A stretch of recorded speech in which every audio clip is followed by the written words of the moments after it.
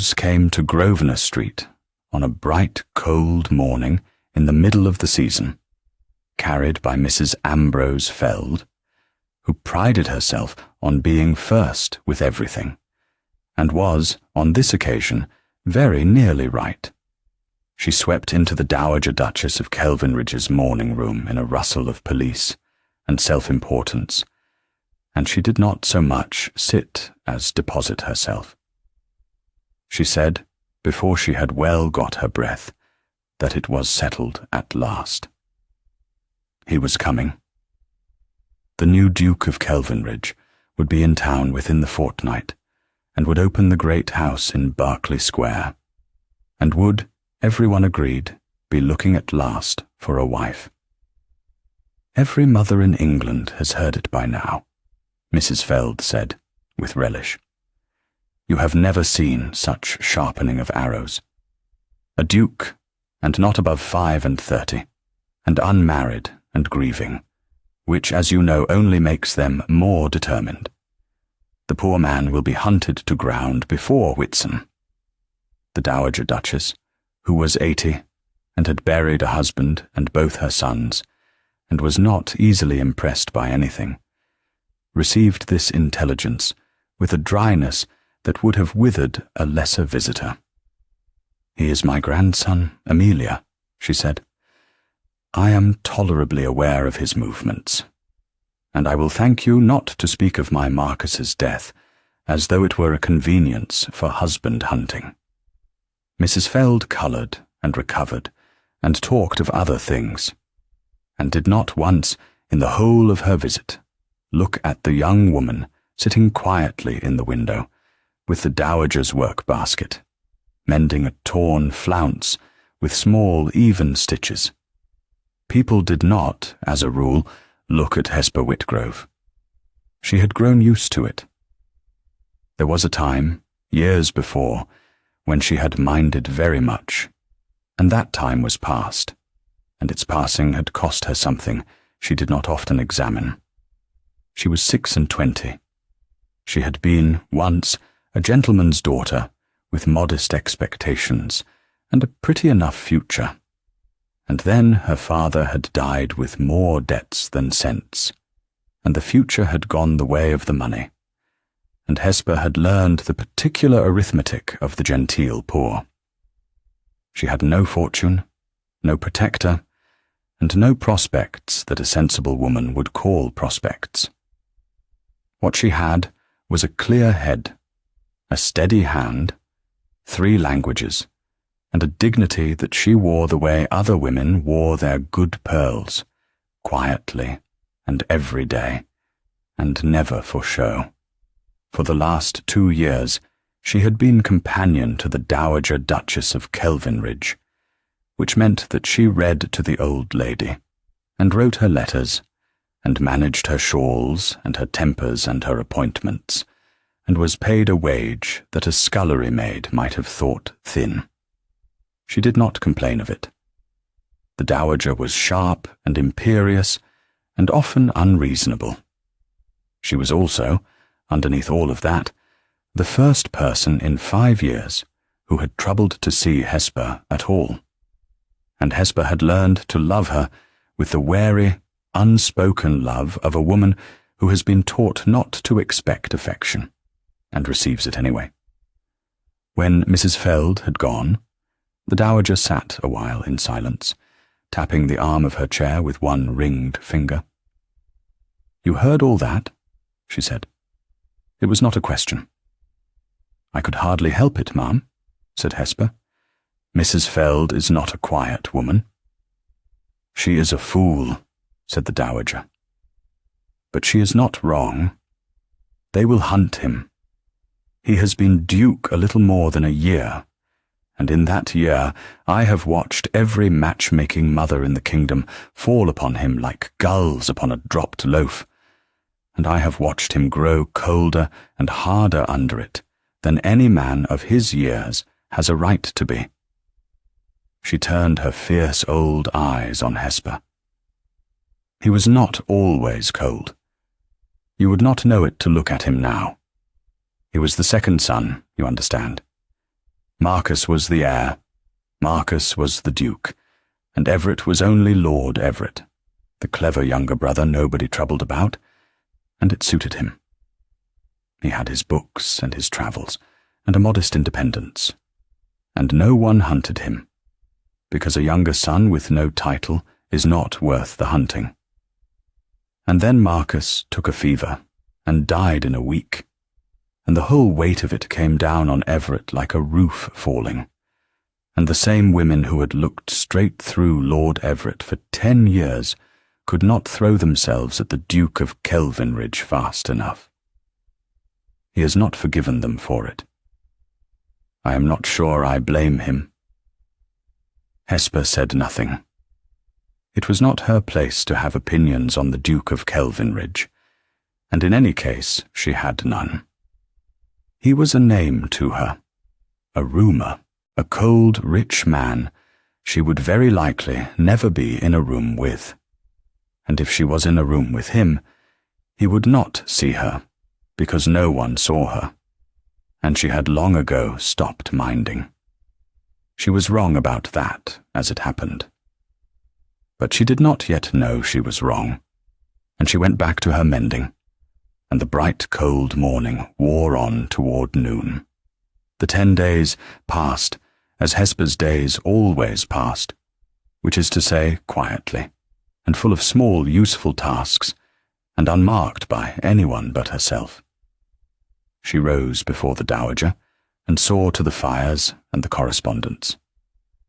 She read the newspapers aloud over chocolate, skipping the columns the old lady found tedious, and lingering on the ones she did not.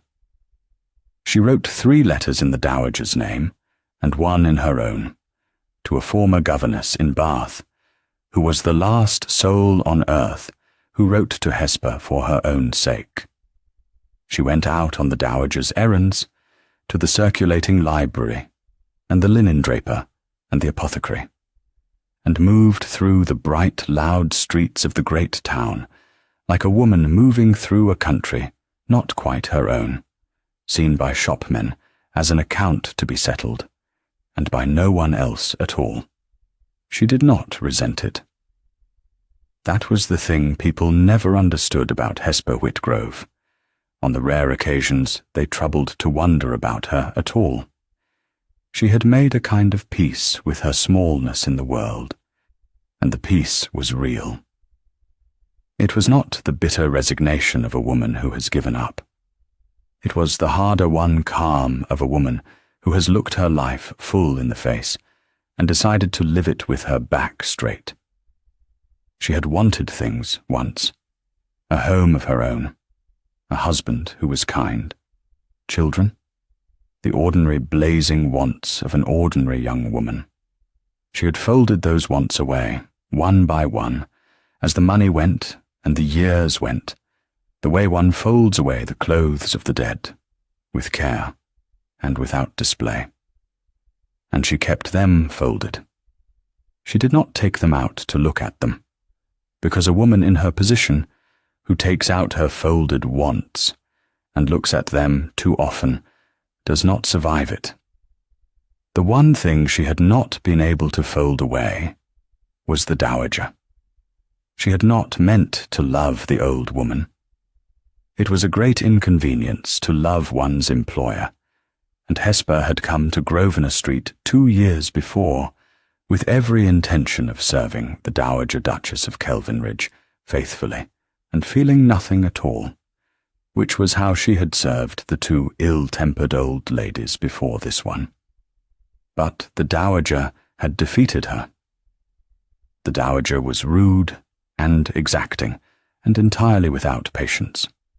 She was also, when she thought no one was watching, unexpectedly and piercingly kind. And she saw things. She saw everything.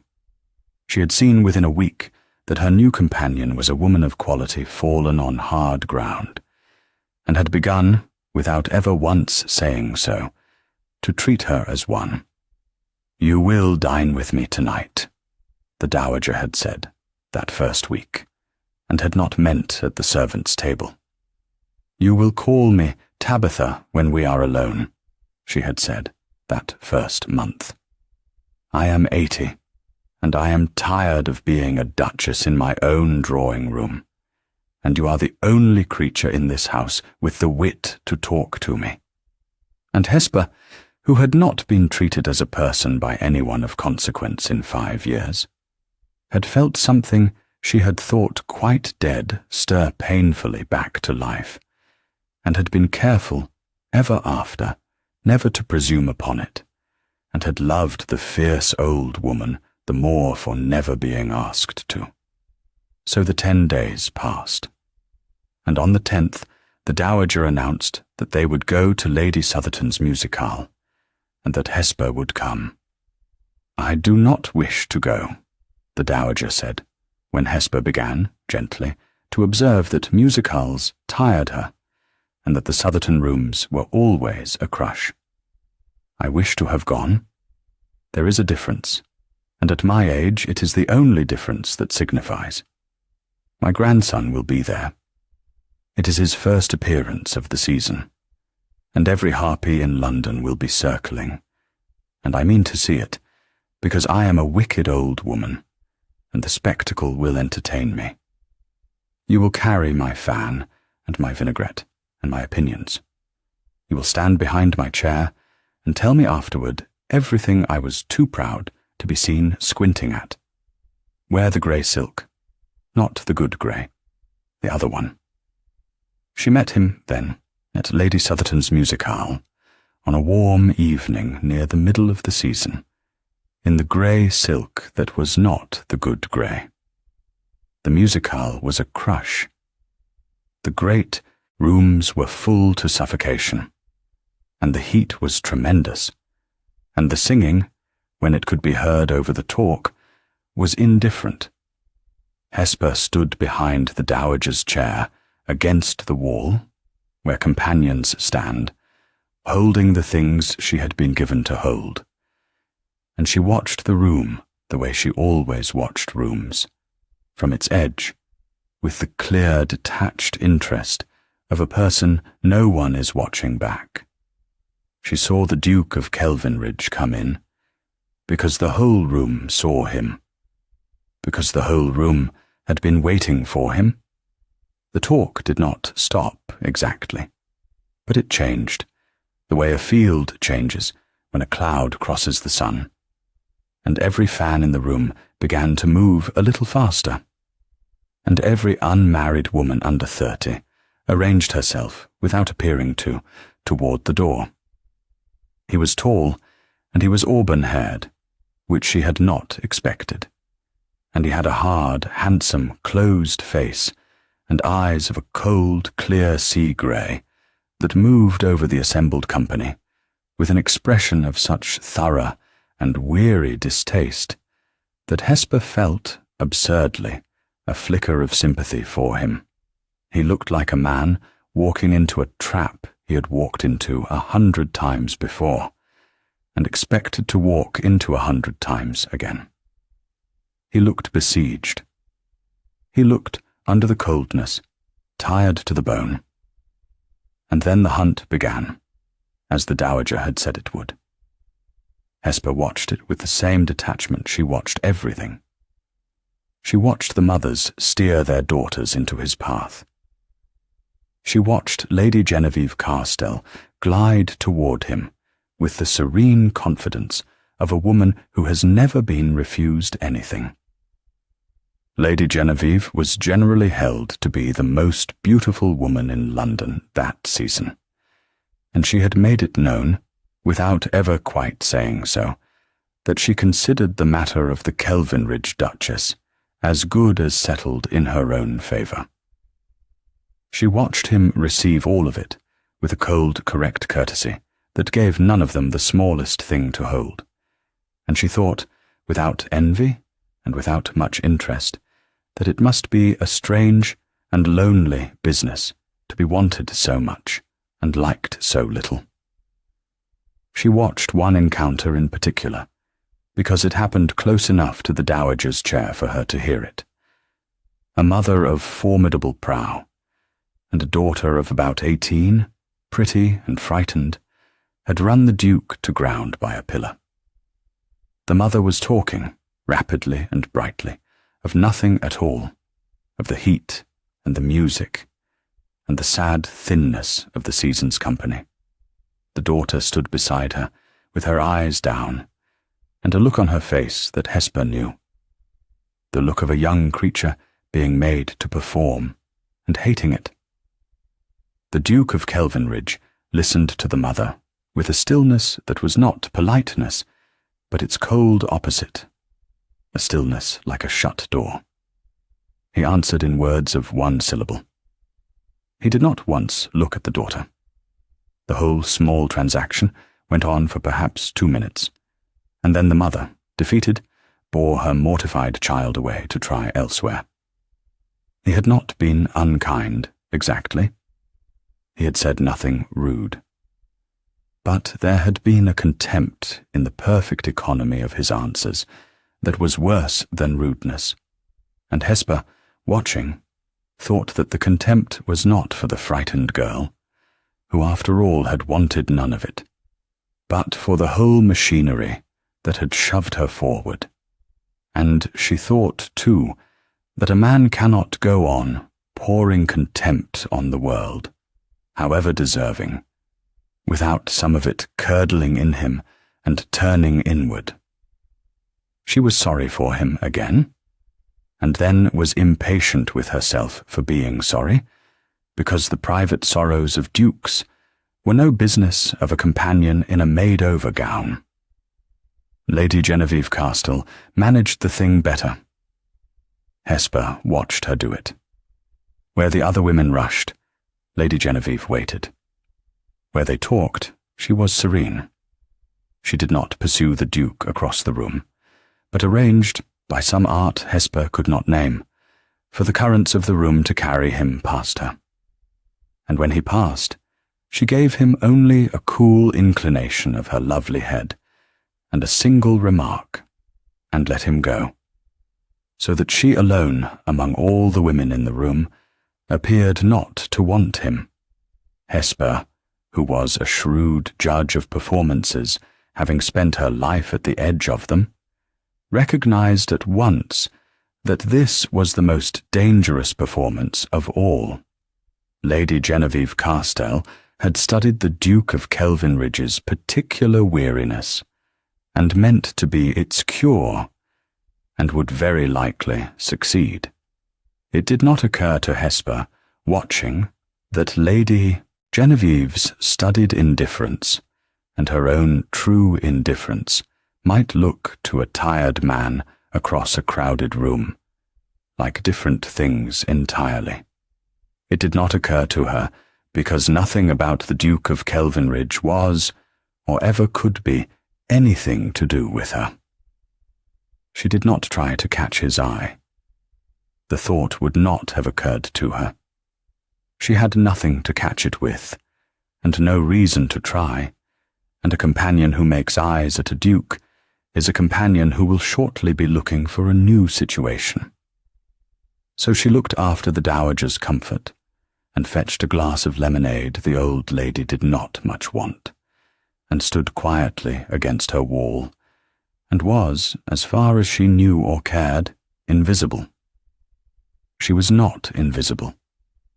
That was the thing she did not know. From across the crowded room, the Duke of Kelvinridge, hemmed in by mothers and daughters, and the endless soft artillery of the hunt, had found, without meaning to, the one still point in all the moving room.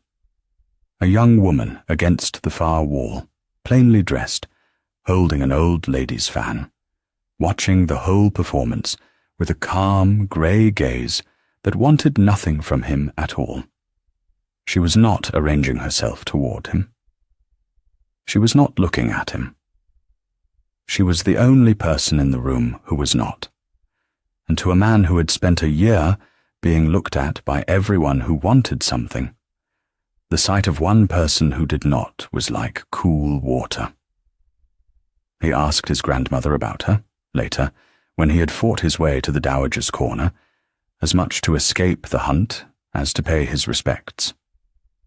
"Who is that?" he said, low, when the civilities were done. The young woman behind your chair.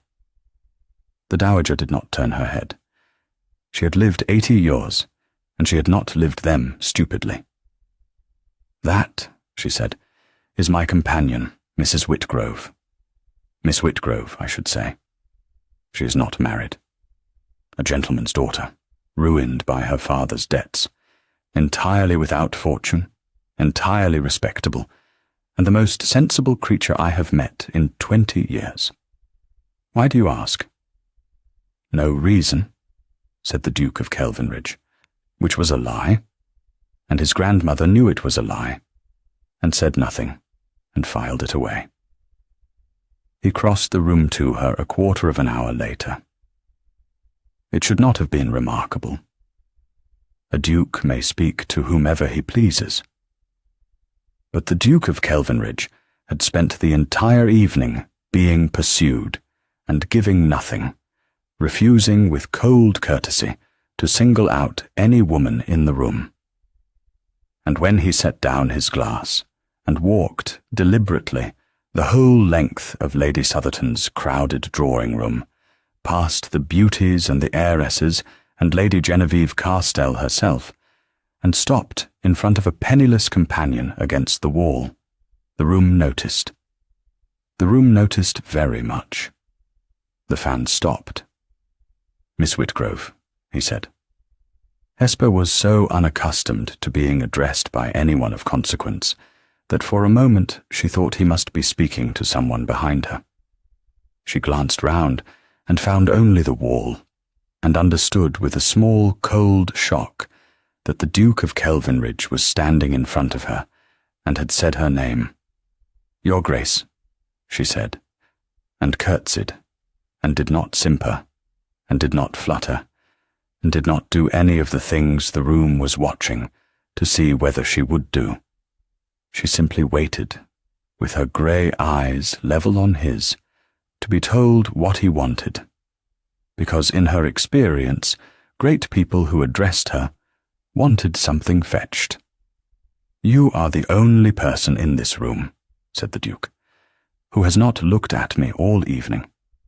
I confess I came across to discover why. I had no particular reason to look at you, Your Grace, said Hesper, quite honestly. You are very much looked at already. I did not think you would miss one pair of eyes, and I was occupied with her Grace's fan. It was not meant as wit. She was answering his question, because he had asked it, and she answered questions honestly, having found long ago that honesty saved a great deal of trouble. But the Duke of Kelvinridge looked at her for a moment, as though she had said something remarkable, and something moved at the corner of his hard mouth. Not a smile, the almost of one. No, he said, I don't suppose I would. And then, after a pause, in a lower voice, It is a novel sensation, Miss Whitgrove, not to be looked at. I find I have missed it more than I knew. He bowed, and moved away, and the evening closed over the moment like water. But the room had seen, and across the room, Lady Genevieve Carstell, who had watched the Duke of Kelvinridge cross a crowded floor past herself to speak to a nobody in a made-over gown, smiled a small smile that did not reach her eyes, and began very quietly to think. We'll take a very short break. If you don't want to miss new stories, please subscribe to the channel. What happened next happened quickly, and it happened because Lady Genevieve Carstell was not a woman who left important matters to chance. She had decided some time ago that she would be the Duchess of Kelvinridge. She had decided it, in truth, before the present Duke inherited. When the title had seemed likely to pass to a cousin, she could more easily have managed. When it came instead to the cold, auburn-haired second son, she had simply transferred her intention to him, as one transfers a wager to a better horse. She was beautiful, she was well-born, she was accomplished, and she had never in her life encountered an obstacle that beauty and birth and patience could not remove. She did not intend to lose the Duke of Kelvinridge to a season of being cold at her. And she certainly did not intend to lose him to a penniless companion whom he had crossed a room to speak to, an event she had witnessed and had not liked at all. So Lady Genevieve did what such women have always done. She arranged matters. At the great ball that the Duke's own grandmother gave a fortnight later, to open the Kelvinridge house in Berkeley Square, Lady Genevieve arranged to be found. She let it be understood, by a whisper here and a hint there, that she had an understanding with the Duke, and then she arranged the appearance of one. She would draw him aside on some pretext to the library, which she had established was quiet. She would ensure that certain persons, chaperones, and gossips of unimpeachable authority would happen upon them there alone. And the Duke of Kelvinridge, a man of honour, would have no choice when found in a compromising privacy with an unmarried lady of quality, but to offer for her on the spot. It was neatly planned. It had worked for cleverer women than Lady Genevieve on colder men than the Duke. It did not work because Hesper Whitgrove was in the library. She had gone there to escape. The Dowager, exhausted and triumphant, had retired early to her rooms above, and had told Hesper to go and sit somewhere quiet for an hour and stop hovering. And Hesper, who found the great glittering crush of the ball as wearying as the Dowager did, had slipped away to the one room in the house where no one ever went during a ball, the library. She had curled into a deep chair in the corner with a book, in the half-dark, entirely content, and had lost herself in it, so that when the Duke of Kelvinridge came into the library some while later, drawn there by a note he had been handed, a note he already half suspected, he found not the empty room the note had promised, but a companion asleep over a book in the corner. He stopped, and in the stopping the whole shape of the evening changed. Miss Whitgrove. She woke, and was mortified, and rose apologizing, the book sliding from her lap. "Your Grace, forgive me. I did not mean to. Her Grace told me to sit somewhere quiet. I will go at once." "Do not go," he said, and there was something urgent under the coldness, something she had not heard before. "Miss Whitgrove, I am going to ask you to do a strange thing, and I have no time to explain it properly, and no right to ask it at all. In a very few moments, this room is going to be entered by several people who have been brought here to find me alone with a lady, so that I must marry her. It is a trap, and a clumsy one, and I have walked into cleverer. But I have walked into this one, and there is only one way out of it that does not end in my marrying a woman I do not want, and I am ashamed to name it to you, because it uses you badly." Hesper understood him faster than he expected. She was a quick woman, and she had lived among the schemes of the great long enough to know one when it was described to her. "You wish them to find you with me instead," she said, "so that the trap catches no one, because there is no scandal in a duke speaking with his grandmother's companion, and the lady who laid it cannot spring it without revealing that she laid it." He stared at her.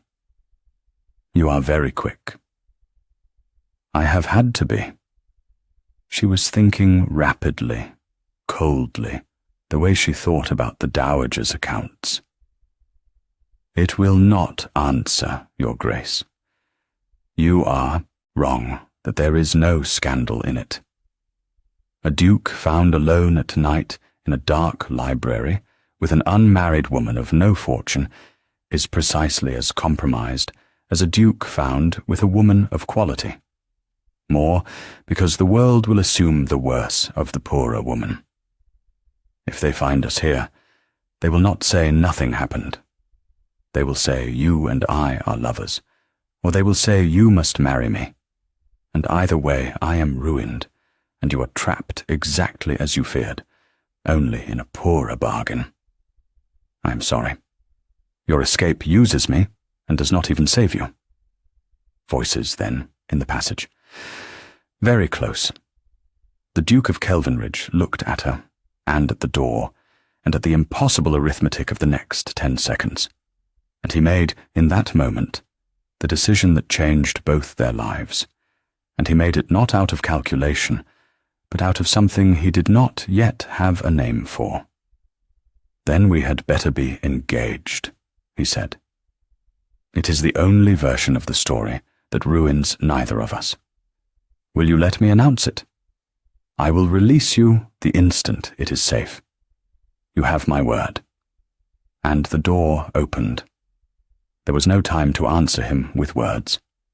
So Hesper Whitgrove answered him with the only thing she had, which was silence and stillness, and the decision not to contradict him, which is its own kind of speech. She let him take her hand. She let him turn, with her, to face the little crowd in the doorway, the two dowager gossips and Lady Genevieve behind them, with her face composed, and her eyes gone flat with fury, and she heard the Duke of Kelvinridge say, in a voice of perfect cold composure, that they must wish him joy. Miss Whitgrove had that evening done him the honour of accepting his hand, and he had brought her to the library to ask her privately, away from the crush, as any man would. It was said so smoothly, and with such ducal finality, that no one in the doorway dared to question it. One did not question the Duke of Kelvinridge. The gossips wished him joy, avid and astonished, already composing the letters they would write. And Lady Genevieve Castell wished him joy too, in a voice like sweet ice, and looked at Hesper Whitgrove over the Duke's shoulder with an expression that promised very quietly and very sincerely that this was not finished. The Dowager Duchess of Kelvinridge learned of her grandson's engagement at breakfast the next morning from her grandson, who came to tell her himself before the gossip could, and who told her the whole truth of it, because he had never lied to her in his life, and did not mean to begin. She heard him out. She sat very still, a small, fierce old woman in a vast bed, and she heard the whole of it, the trap, the library, the sleeping companion, the impossible 10 seconds, the lie he had told to save them both. And when he had finished, she said only, "And you mean to release her, once the season is over, and the thing can be quietly dropped?" "That is what I promised her." "I see." The Dowager looked at her grandson for a long moment, at the cold, closed face that had not been cold when he was a boy, at the sea-grey eyes that had learned in one hard year to give nothing away. "And how do you find, Everett, the prospect of being engaged for a season to Hesper Whitgrove?"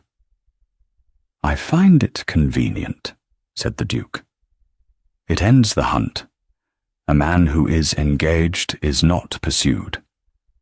I shall have a season's peace, which I have not had in a year, and she will have a season's protection and a handsome settlement when we part, which will keep her from ever having to fetch another old woman's fan.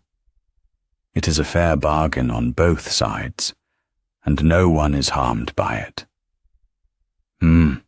Said the Dowager, and let him go, and lay a long while afterward, looking at the canopy of her bed, and thinking her own thoughts. For she had seen her grandson's face when he spoke of finding it convenient, and she had heard the thing he had not said, which was the thing under the words. She had lived 80 years and buried 2 sons, and she knew, as certainly as she knew anything, that the Duke of Kelvinridge was already, though he did not yet know it himself, a good deal more than conveniently engaged. She said nothing of this. It was not a thing that could be told. It was a thing that had to be waited for. But she smiled, alone, at her bed canopy, the first true smile she had smiled since Marcus died, and she resolved to do nothing whatever to hasten the quiet dropping of the engagement, and a good deal, very quietly, to prevent it. For Hesper, the days that followed were the strangest of her life. She had been invisible for 5 years, and now, overnight, she was the most looked-at woman in London, and she discovered that she did not much like it, and that she was rather good at it all the same. The Dowager took her in hand at once. There would be no half measures, the old lady declared. If Hesper was to be the affianced bride of the Duke of Kelvinridge, fiction or no fiction, she would be dressed and turned out as such, and the whole of society could choke on it. So there were modistes, and gowns in colours Hesper had not worn since her girlhood, deep greens and soft greys that were not the greys of a servant, but the greys of a woman who had chosen them. There was a lady's maid of her own, and there was the slow, strange business of learning to walk into rooms as though she had a right to be in them, which, Hesper found, was less a matter of learning than of remembering. She had been born to it before the money went, and the body does not entirely forget. She bore the scrutiny with a composure that surprised everyone who had wagered against her. And there was a great deal of scrutiny. Society could not make her out.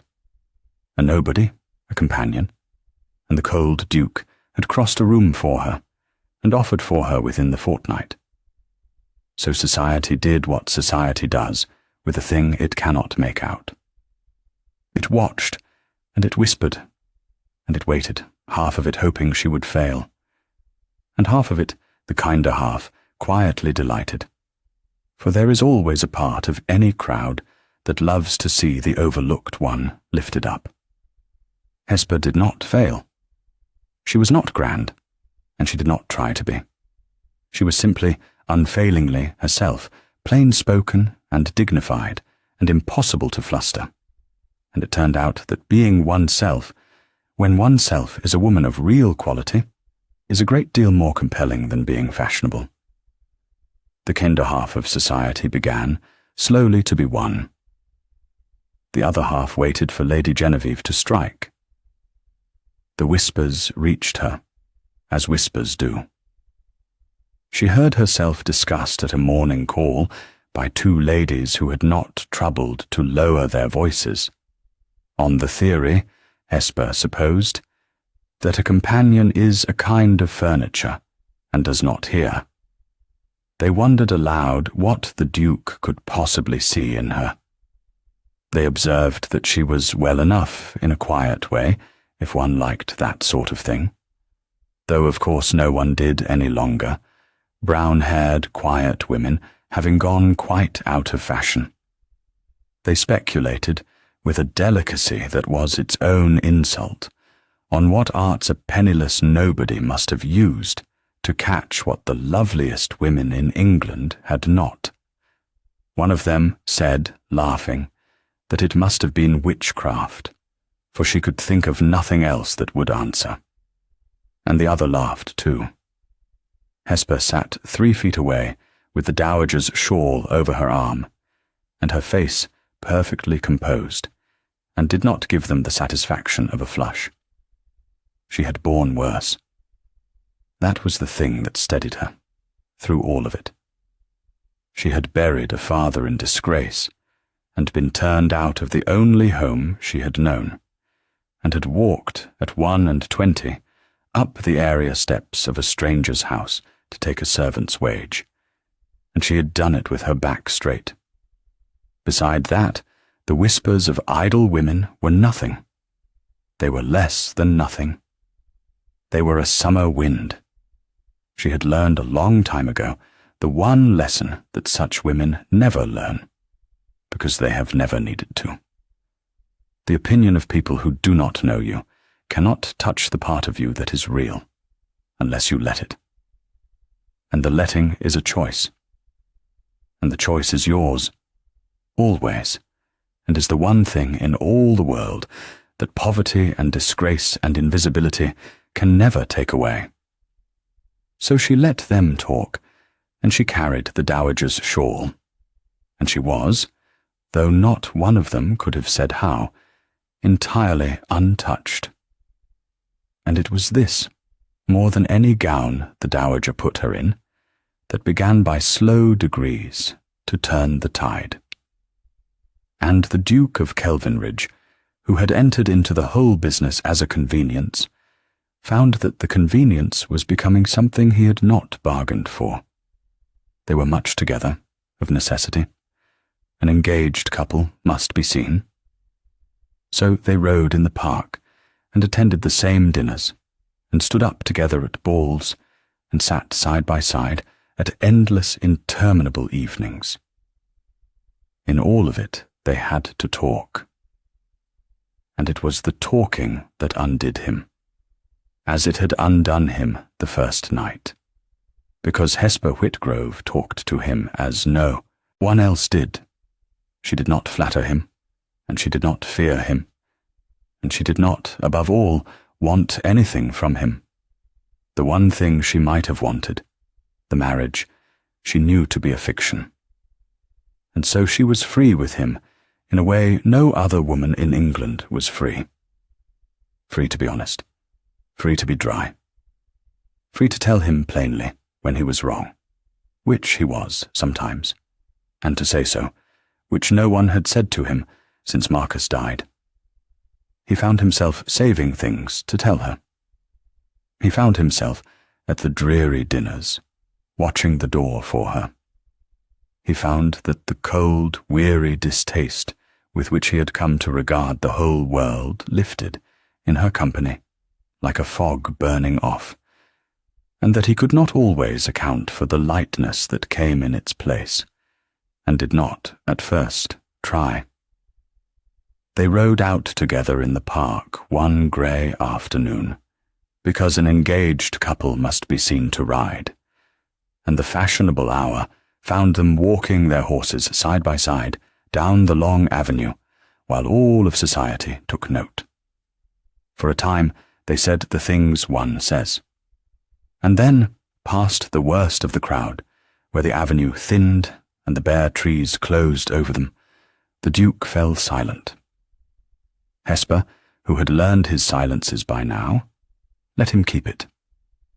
After a while he spoke, not of anything in particular, only of the park.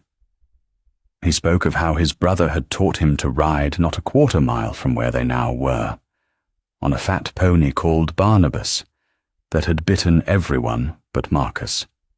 He told her how the two of them had raced along this very avenue as boys, at dawn, before the fashionable world was awake to be scandalized by it. You loved him very much, said Hesper. Everyone loved him. It came out flat, worn smooth by repetition. I am told so at every dinner in London. What a loss to the world. What a gate his death has opened. He was quiet a moment. No one asks whether I loved him. They ask whether I mean to open the Scottish house, and whether I shoot, and whether I have views on the marriage of their daughters. They do not ask about Marcus, because Marcus is over, and I am what is left, and a thing that is over is of no further use. He glanced at her, and away. You asked. On the first evening, before you had any reason to trouble yourself with me. You asked what he was like. No one else has asked me that in a year. Then no one else has been paying attention, said Hesper. A man does not become a title the day his brother dies. He only becomes a title in the eyes of people who were never looking at the man to begin with. She kept her eyes on the avenue ahead. For what it is worth, Your Grace, I did not ask to be kind. I asked because I wanted to know. There is a difference. Kindness can be performed. Curiosity cannot. I was curious about the brother you never speak of, because it seemed to me a great sad silence in the middle of a man. I have a weakness for the truth of people.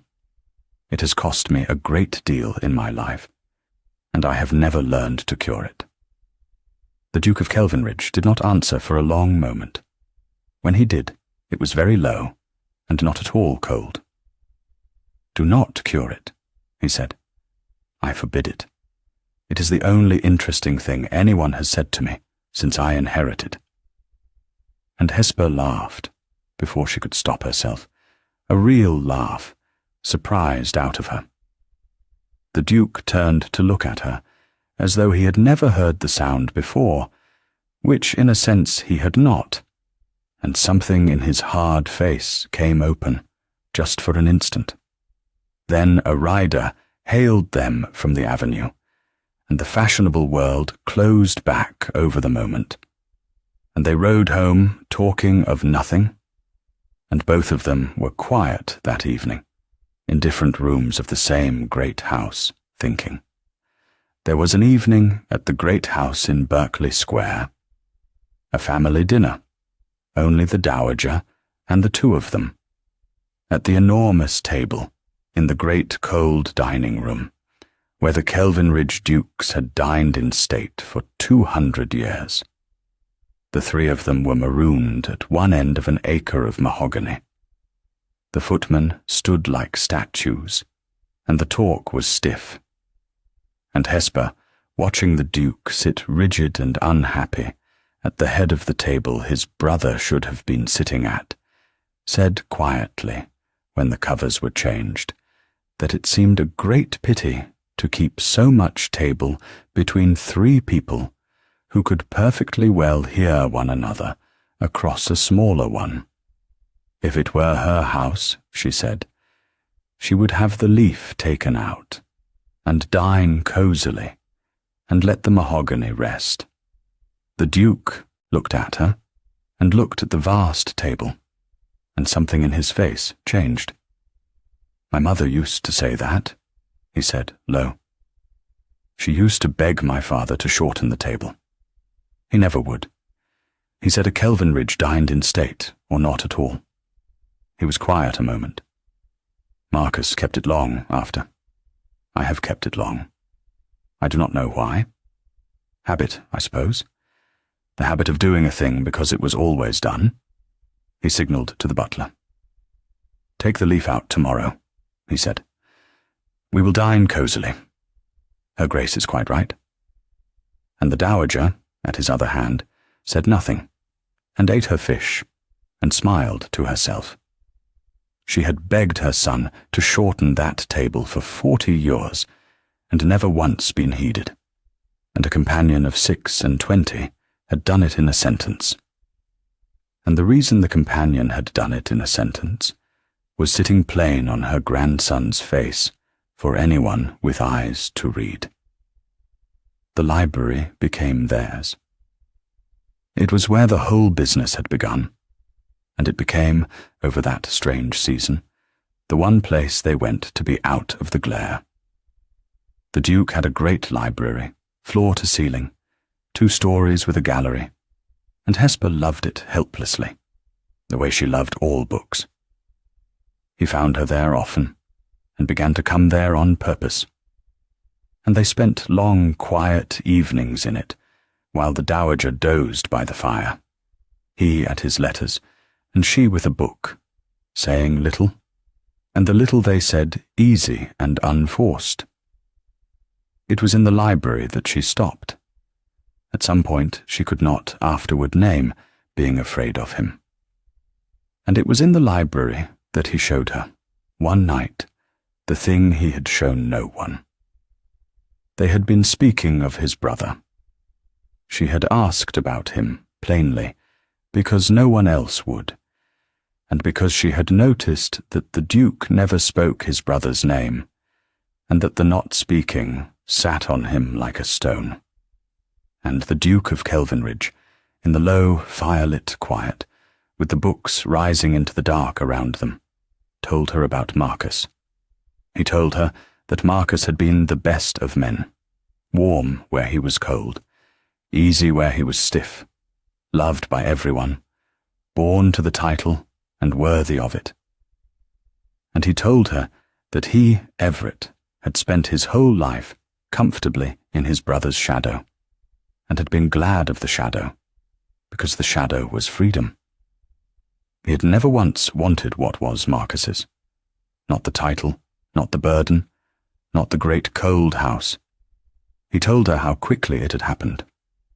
A fever, a week, no time even to be sent for properly, so that he had arrived to find his brother already past speaking. He had sat by the bed and held a hand that did not know him, and had watched the best of men die for no reason at all in the space of 7 days. He told her that he had not wept, that he had not been able to, that he had stood up from the deathbed, the Duke of Kelvinridge, with the whole weight of it on him, and had never since been able to set it down long enough to grieve the brother underneath. For the moment his brother died, the world had stopped seeing Marcus, whom it had loved, and started seeing the Duke, whom it wanted. And there had been no room left anywhere, in all the wanting, for a younger brother's plain grief. They did not even mourn him, he said, and his voice was not steady, and he did not trouble to make it steady, which he would not have done for anyone else alive. Within the month, they were throwing their daughters at me across his very grave, as though he had been nothing but a gate that had swung open, as though the only thing his death meant was that the title was in play again. And I have hated them for it, every one of them, every mother and every daughter and every arranged encounter, because every one of them was a person who had come to profit from the death of my brother, and did not even know his name. He looked at her, the sea-grey eyes bright and unashamed in the firelight. You never asked me for anything, from the first evening. You are the only person since Marcus died who has looked at me and seen a man and not a title. I do not think you know what that has been worth. Hesper did not fill the silence. She had learned, in a hard school, that grief does not want to be answered, only witnessed, and she gave him the one thing she had, which was to sit with him in it, and not look away, and not offer comfort he had not asked for. After a while she said quietly, the only thing that was both true and worth saying. He was real to me the moment you spoke of him. Marcus, not the late Duke, your brother. I never knew him, and I am sorry I never knew him, and I am glad you told me, because a man should be able to say his brother's name in his own house. She paused. You will grieve him properly one day. Not yet, perhaps, but the grief is not gone, because you could not reach it. It is only waiting. It will keep until you are ready, and when you are ready it will come, and you must let it, and it will not break you, though it will feel as though it must. Everett, she added, and it was the first time she had used his name, and she had not planned to, and she heard it land in the quiet room, and did not take it back.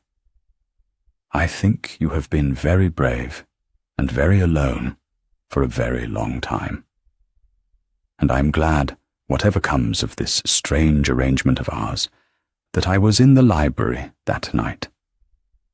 The Duke of Kelvinridge looked at her for a long moment and did not speak, because he could not, and the moment held, and something passed between them, in the firelit quiet that neither of them named, because it could not yet be named, and both of them knew it was there. The Dowager Duchess of Kelvinridge missed very little. She was old, and her joints ached, and she slept badly, and she used the long wakeful hours the way she had always used her time, in watching. She had been watching her grandson and her companion for weeks now, with the particular attention of a woman who has decided to meddle and is only waiting to learn how. She saw what neither of them saw, because she stood outside it. She saw that Everett, who had come back from his brother's deathbed, a locked and bolted man, was being, very slowly, unlocked, and that the hand on the key belonged to a penniless woman of 26, who did not know she held it. She saw the way he watched the door at dinner until Hesper came through it. She saw that he had begun to save things, small dry observations, the kind he had once saved for Marcus, and to bring them out at the table for the pleasure of watching Hesper receive them. She saw, above all, that he had begun to laugh again. Not often, and not easily, but at all, which he had not done in a year. And he laughed only ever at things Hesper said, and did not seem to know it. She saw Hesper too, which was harder, because Hesper had spent 5 years learning to give nothing away, and gave nothing away still. But the Dowager was 80, and she had loved and lost enough to know the signs of it in another woman, even under the deepest guard. She saw the stillness that came over her companion when the Duke entered a room, the particular careful stillness of a woman holding herself very hard in check, and she understood it, and her old heart ached for the girl. For the Dowager knew, as Hesper did not yet let herself know, exactly how this would end if it were let alone. It would end in Hesper breaking her own heart out of honor. The Dowager had seen it 100 times. Good women, poor women, women who had been taught that they must not want, arranging their own quiet ruin out of a scrupulous care for everyone's dignity but their own. Not this one, the Dowager said aloud to her dark bedroom at 3 a.m. Not if I have anything to say to it, and I generally have. And she lay awake a while longer, plotting, and was happier than she had been in a year. Lady Genevieve Carstell did not accept defeat. She was too well bred to do anything so vulgar as to show it. But she had not for a moment abandoned the field, and she chose her own methods, which were quiet and patient, and aimed with great precision at the one target she judged vulnerable. Not the Duke, whom she could not reach. Hesper, whom she could. She found her chance at a ball in the ladies' withdrawing room, where she came upon Hesper alone and arranged to remain so, and she was, for the space of 5 minutes, everything that was gracious. She admired Hesper's gown. She said how well Hesper bore it all, the sudden elevation, the staring, when it must be so very trying for a woman unused to notice. She said she quite understood the appeal of it to the Duke, the novelty, a plain, sensible creature after so many polished ones, like plain bread after too many sweets. Men did tire of sweets. And then, having smiled all the while, she delivered the thing she had come to deliver, gently, as though in kindness. I only hope, said Lady Genevieve, that you are not letting yourself grow too fond. It would be natural, of course. Any woman would. But you are sensible, and you will have seen, as I have, that the Duke is a man who wanted, above all, to be let alone this season. An engagement is a wonderfully effective way of being let alone. It ends the pursuit. It grants a man peace. I am sure it has granted him a great deal of peace. She let that rest a moment. Novelty fades, Miss Whitgrove. Peace, once a man has it, he begins to take for granted. And then he begins to look about him again. I say it only because no one else will trouble to, and because I should hate to see a sensible woman mistake a convenience for a devotion. Do forgive me. I speak from friendship. And she pressed Hesper's hand, and smiled her smile that did not reach her eyes, and went out, leaving the poison behind her, exactly where she had meant to leave it. It was cruel, and it was clever, and its cleverness lay in this, that every word of it was something Hesper had already said to herself in the dark. That was why it went so deep. Lady Genevieve had not told her a single thing she did not know. She had only said it aloud, in the daylight, in a stranger's voice. And there is a particular terror in hearing one's own secret fears repeated back by an enemy, for it makes them seem no longer fears, but facts. Hesper went home that night, and lay a long while awake, and told herself that Lady Genevieve was a jealous woman, and a liar, and knew it was true, and could not, all the same, unhear a word of it. The liar had aimed at the truth, and hit it. It was not long after that night that Hesper Whitgrove understood she was in danger, and named the danger to herself plainly, alone, as was her way, and did not pretend it was anything but what it was. She was coming to love him. It was the most foolish thing she had ever done, and she had done a great many foolish things in her time, but none so foolish as this. She was a penniless companion, and he was the Duke of Kelvinridge, and their engagement was a fiction that both of them had agreed to end.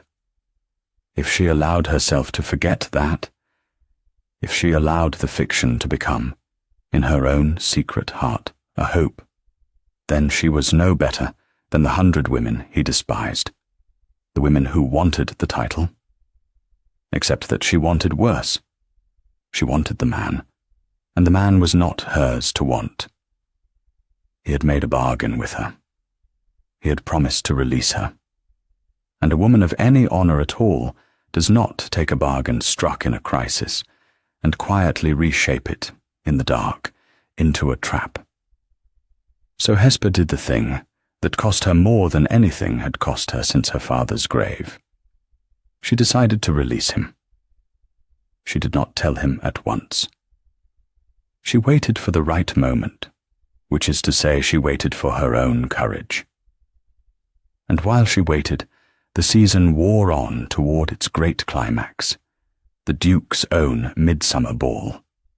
It was the ball that would open the Kelvinridge house fully to the world at last, and mark, everyone assumed, the formal celebration of his engagement. And as that ball approached, 2 things happened. The first was that the Duke of Kelvinridge, who had spent the season slowly and unwillingly falling in love with his fictional betrothed, resolved to make the fiction true. He did not know how to say it. He was a man 10 years out of the habit of wanting anything he was allowed to have, and the wanting frightened him, and he circled it for days, like a man circling a fire. He settled at last that he would tell her at the ball. He would ask her, truly, to be his wife in fact, and not in fiction. And he would do it well, and publicly if she liked, so that the whole world should know he had chosen her. The second was that Lady Genevieve Castle discovered that the engagement was a lie. She discovered it because she was clever and patient, and had been watching, and because she had at last got a servant of the Berkeley Square house to talk. The servant had overheard, weeks before, a conversation in the library between the Duke and Miss Whitgrove, in which the words fiction and release, and when the season is over, had figured plainly. It was enough. Lady Genevieve did not need proof that would stand in a court. She needed only enough truth to make a story, and she had it, and she chose her moment with the care of a woman who has waited a whole season to be revenged, and her moment was the Duke's own ball. Hesper found her chance to speak to the Duke on the afternoon before it. She had meant to release him gently in private before the ball. She owed him that, she thought, before the whole world gathered to celebrate a thing that was not real. She found him in the library, and she had her whole speech prepared, and she got perhaps 4 sentences into it before it all went wrong. "Your Grace," she began, because she had gone back, deliberately, to the formal address, as a way of putting the necessary distance between them. "The season is nearly over. You have had your peace, and I am glad of it, and I think the time has come to speak of ending our arrangement, as we agreed, before the ball makes it harder to end. I do not want you to feel bound by a promise made in a crisis. I release you from it. Whatever is said afterward, whatever the gossip, I will bear it. I have borne worse, and I would rather bear it than hold you to a fiction a moment longer than honor requires. You have been more than fair to me. I only wish to be fair to you in return." She had rehearsed it 100 times, and she got through it steadily. And it was, she thought, rather well done, dignified and clear, and giving nothing of herself away. And she looked up when it was finished, expecting relief in his face, and found instead something she had not prepared for at all. He looked as though she had struck him. "You wish to end it," he said. "I wish to free you from it," said Hesper. "There is a difference. It was never a thing you chose. You reached for the nearest hand in a burning room. I have been glad to be that hand. But a man should not have to marry the hand he reached for, and I will not let this arrangement become the very trap you are trying to escape. That is all. It is the only honourable thing, and we both know it." And the Duke of Kelvinridge, who had spent 3 days composing the words with which he would ask her to stay, found that every one of them had deserted him. The woman he loved was standing in his library, releasing him from the only good thing that had happened to him in 2 years. She was doing it out of honour, out of a scrupulous care for his freedom, out of the plain, unselfish decency that was the very reason he loved her. And he could not find, in the wreck of his prepared speech, a single word to tell her so. So he said the wrong thing. He said stiffly, coldly, because coldness was the armour he reached for when he was hurt past bearing, that if that was her wish, he would not stand in the way of it, and that they would speak of the particulars after the ball. And he turned away to the window, and the moment broke. Hesper, who had come to free him, and had somehow contrived to feel as though she had been dismissed, gathered the pieces of her dignity, and left the library. And neither of them had said the one true thing that would have mended it, because both of them were too proud and too frightened and too certain of being unwanted to risk it. The ball that night was the most brilliant of the season. All of London came to the great house in Berkeley Square, thrown open at last, blazing with light, and Hesper moved through it on the Duke's cold, correct arm, and smiled the smiles that were required of her, and felt as though she were made of glass. They did not speak of what had passed in the library. They did not, in truth, speak of much at all. And Lady Genevieve Carstell watched them from across the ballroom, and saw the stiffness between them, and understood that whatever had been between the Duke and his companion was cracking of its own accord, and she decided that she would give it the final blow herself in front of all the world, and take back what she considered her own. She made her move at the height of the ball, in the great gallery, before the largest possible crowd, in the pleasant carrying voice of a woman who has planned every word. She began by wishing the Duke joy, sweetly, and Miss Whitgrove too. And then she said, with a little laugh, that it was such a romance. Was it not? Such a very sudden romance, and so touching that the Duke should have chosen so far beneath him. And she did hope, she really did, that dear Miss Whitgrove was not distressed by the foolish story going about. The unkind story. The story that the whole engagement was nothing but an arrangement. A fiction got up in a moment of difficulty, and always meant to be quietly ended once the season was safely over. She said she was sure it was not true. She said it in the voice of a woman entirely sure it was true, and pitching every word to Carrie, and watching Hesper's face as she said it, with the bright avid eyes of a cat at a mouse-hole. The gallery went very quiet. This was better than anyone had hoped. The kinder half of society held its breath for the overlooked girl, and the other half leaned in. And Hesper Whitgrove stood in the blazing light with 100 eyes upon her, and felt the whole fragile edifice of the season come down around her. She knew, with a strange calm, that it was over, that the truth was out, and could not be put back. In a moment she would have to say something. And whatever she said, the world would see that Lady Genevieve had struck true. She would not lie.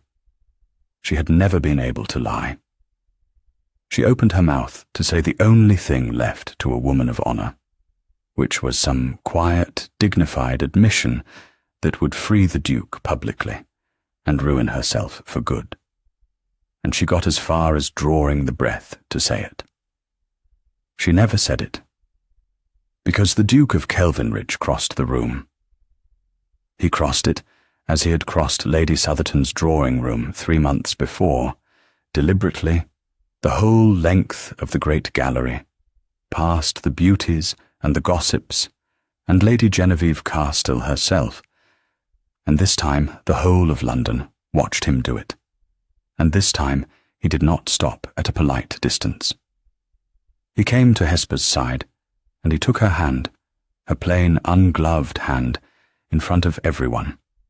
He turned with her to face the room, and he spoke into the ringing silence, in a voice of such cold, ducal finality, that not one soul in that gallery would ever afterward dare to doubt a word of it. "Lady Genevieve is misinformed," he said. "There is a story going about, as she says. I am glad of the chance to correct it before all of you, since you are all so kind as to be interested in my affairs. The story is that my engagement to Miss Whitgrove is a fiction, got up for convenience, and meant to be ended." He paused, 1 second, 2, 3, and let it hang. "It is not true. It was true once. I will not lie to you, even to spare myself. Miss Whitgrove would not wish me to, and I have learned to want what she wishes. When I asked her to let our engagement be announced some months ago, it was indeed to escape a difficulty, and we did indeed agree, the two of us, that it should be quietly ended when the season was done. The gallery did not breathe. Lady Genevieve's smile had begun, very slightly, to fix. "But that was some months ago," said the Duke of Kelvinridge, "and I was a colder and a stupider man some months ago, and I did not yet know what I had been given. I know it now. Miss Whitgrove came to me this very afternoon and released me from our engagement. She did it out of honour, because she believed I did not truly want it, and she would not hold me to a promise made in a crisis. She freed me. That is the kind of woman she is. And I stand here before all of you to tell her, since I was too great a fool to tell her this afternoon, that I do not want to be freed. I want to be held to it. I never wanted anything so much in my life." He turned from the room to her. The coldness was gone from his face entirely, gone as though it had never been, and there was nothing in it now but a naked, terrified, entirely unducal hope. And he said, low, but not so low that the room could not hear, because he meant the room to hear, because he meant the whole world to hear.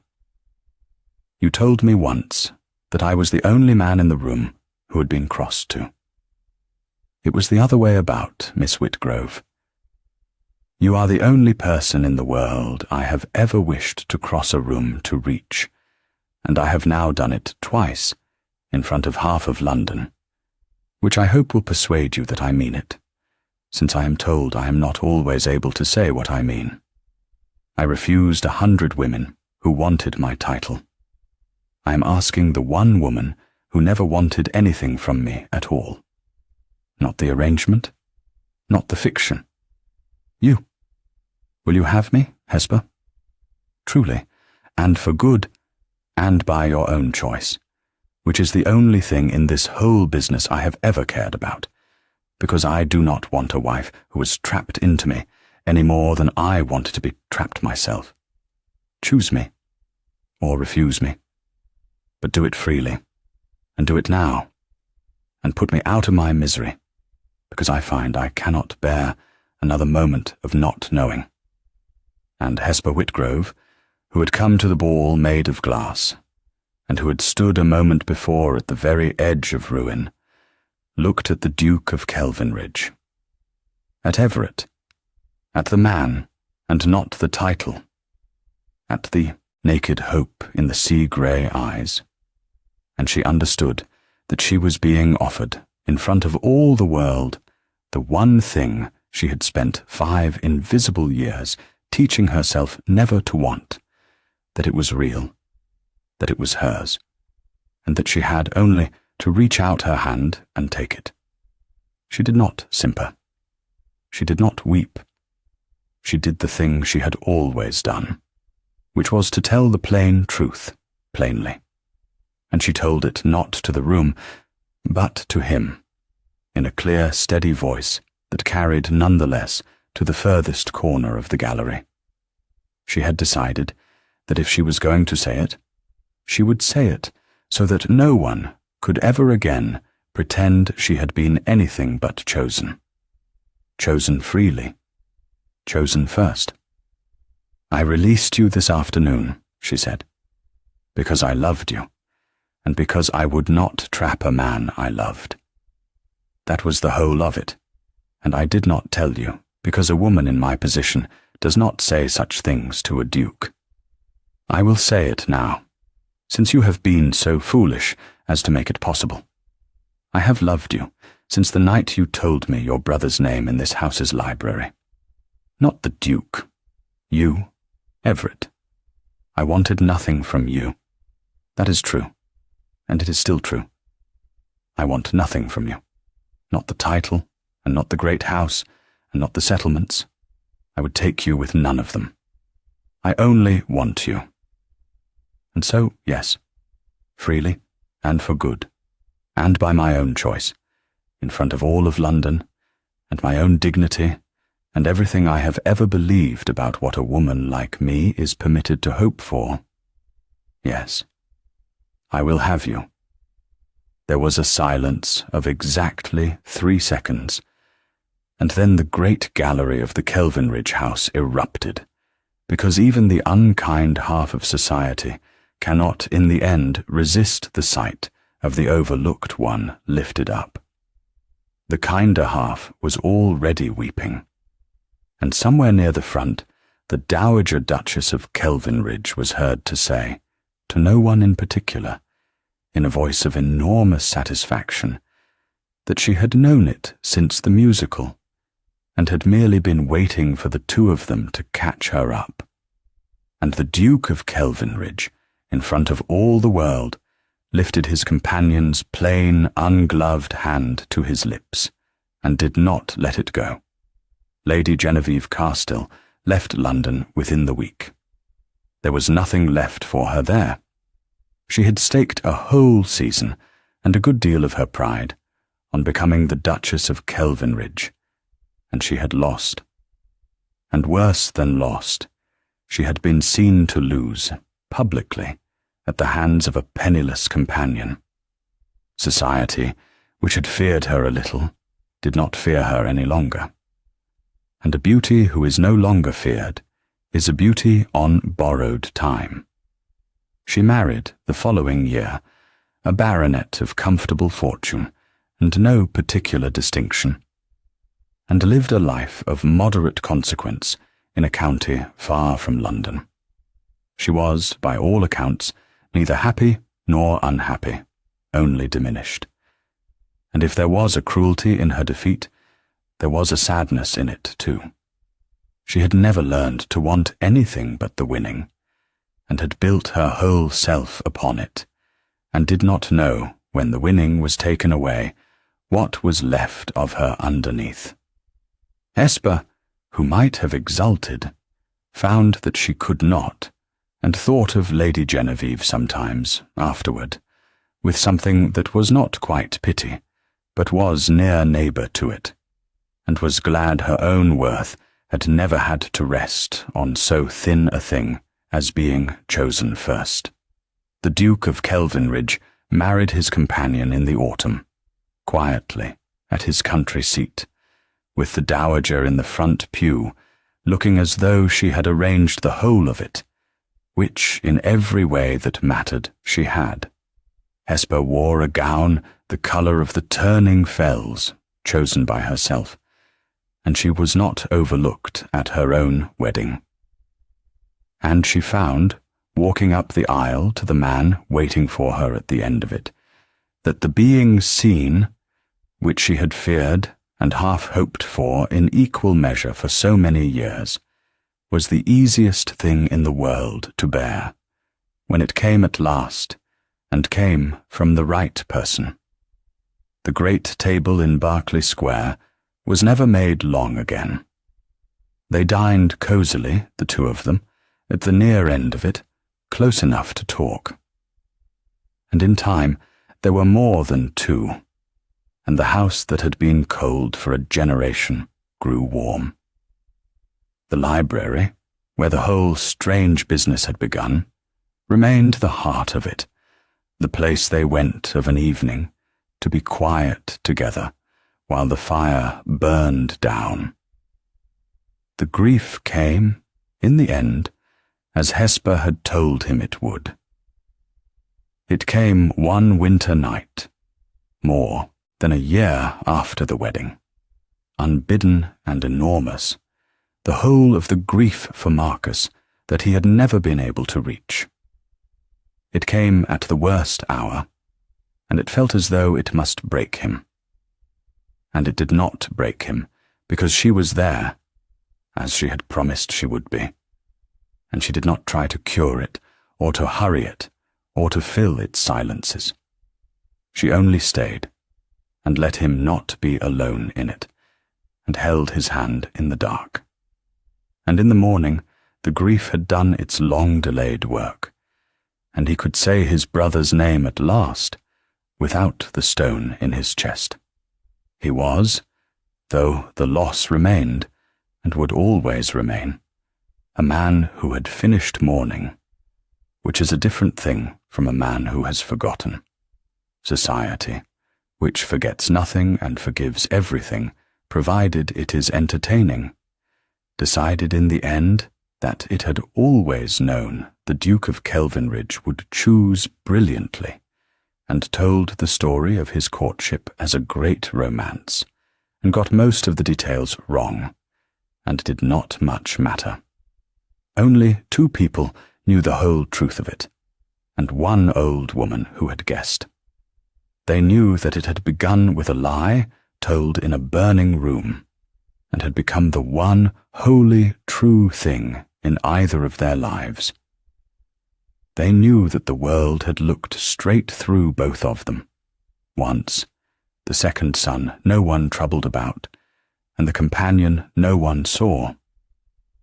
And they knew that they had found each other precisely in the not being seen, 2 invisible people who had turned out, when someone finally looked, to be the realest things in any room, and on winter evenings, in the warm library, the Duke of Kelvinridge would sometimes look up from his letters at his wife across the fire, the woman he had crossed a crowded room to reach on a night when she had not troubled to look at him, and he would think that of all the 100 women who had wanted the Duke, the only one worth having had been the one who had wanted nothing but the man. She had told him so, plainly, in front of all the world, and she had been, from the first cool, grey, unimpressed glance to the last, the only person who had ever truly seen him. Thank you for listening to the story.